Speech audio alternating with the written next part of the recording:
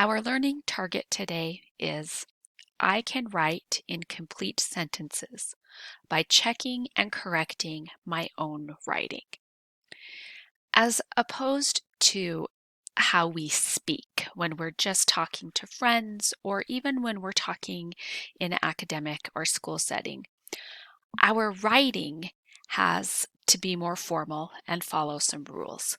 And one of the fundamental rules in writing is that each sentence in a piece of writing needs to be a complete sentence.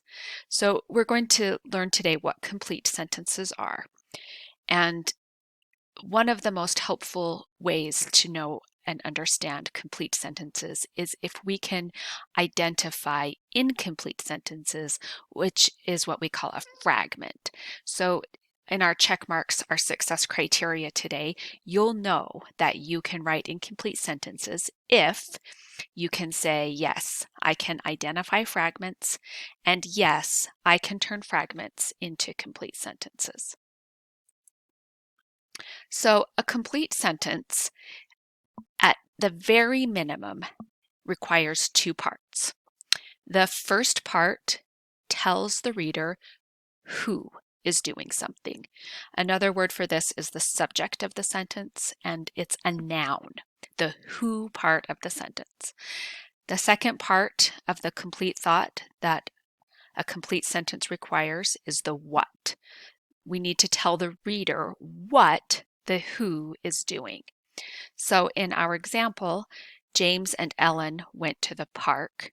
James and Ellen, that's the who of this sentence.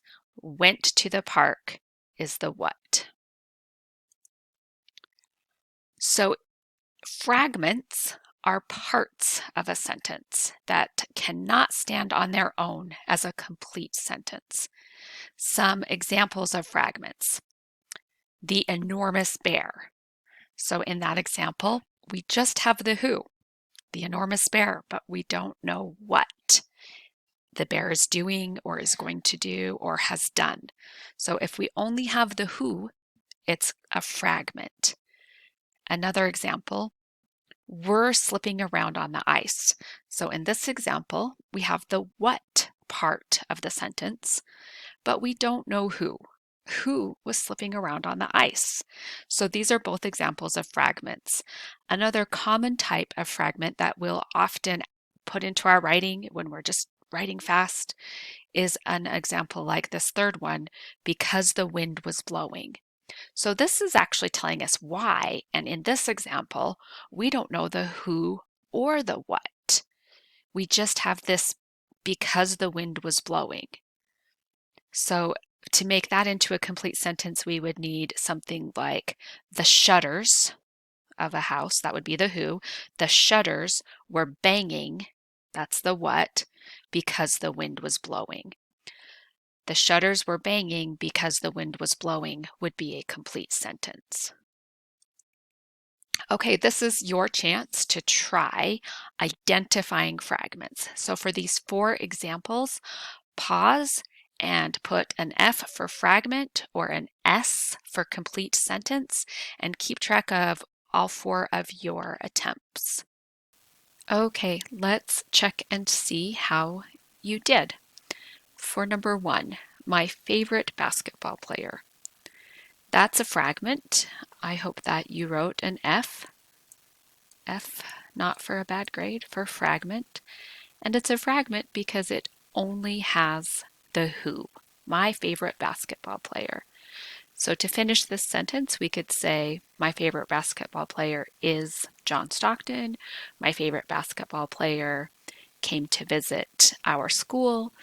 There needs to be another part of this sentence that tells what in response to the my favorite basketball player. Did what is who. Number 2, ran to the store faster than a rabbit. So this one only has the what, so it's also a fragment. We have the verb that tells us that somebody ran to the store faster than a rabbit, and to make this into a complete sentence, we could just have one word, one noun. James ran to the store faster than a rabbit, and that would make a complete sentence. Number 3, Bert is walking his dog. Complete sentence. We have Bert, the who, is walking his dog is the what. Because we felt tired. This is another one that just tells us a why, and we don't have the who or the what, so it's a fragment.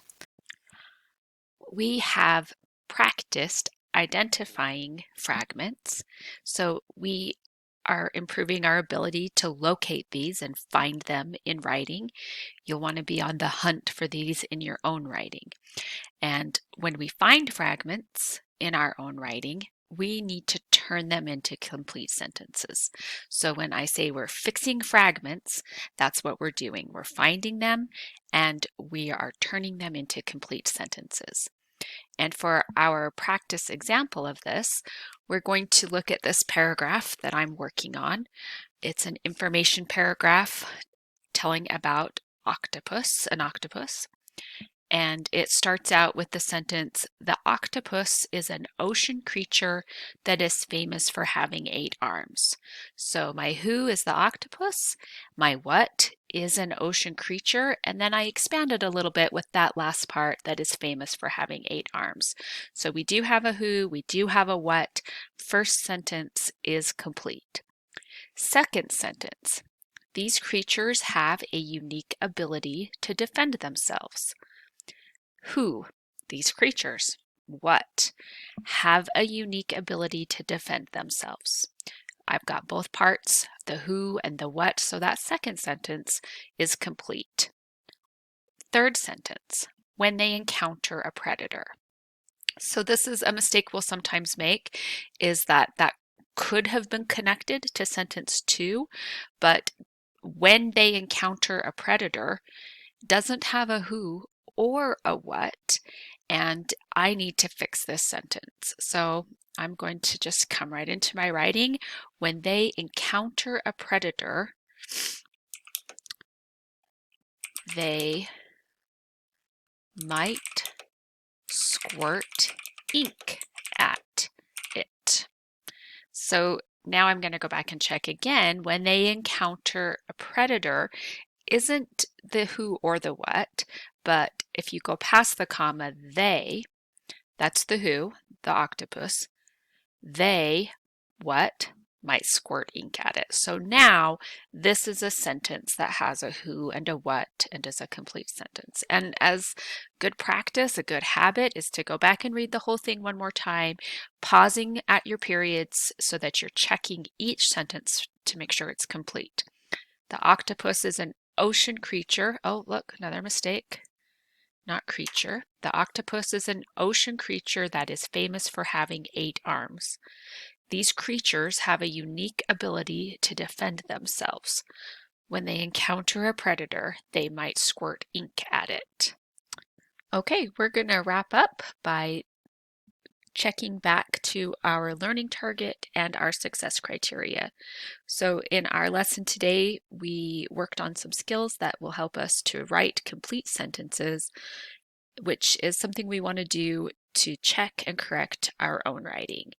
And to know if we have accomplished today's specific goals, ask yourself, can I identify fragments? Can I turn fragments into complete sentences?